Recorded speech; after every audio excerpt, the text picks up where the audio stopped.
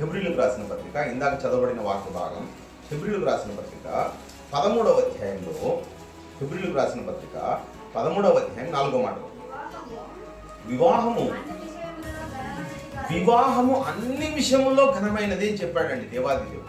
వివాహము అన్ని విషయములలో, భూమి మీద ఏ ఏ విషయాలను ఉన్నాయో, ఇల్లు కట్టడం అంటావా, లేకపోతే పెద్ద పెద్ద భూములను సాగు చేయడం అంటావా, ఏదో అంతరిక్షంలోకి వెళ్ళడం అంటావా, లేకపోతే శాస్త్రీయ సంగతులను చెప్పడం అంటావా, లేదా వైద్య పరికరాలను కనుగొనడం అంటావా, అన్నింటికన్నే గొప్పది ఏదైనా ఉందంటే అది వివాహం అని చెప్పాడు.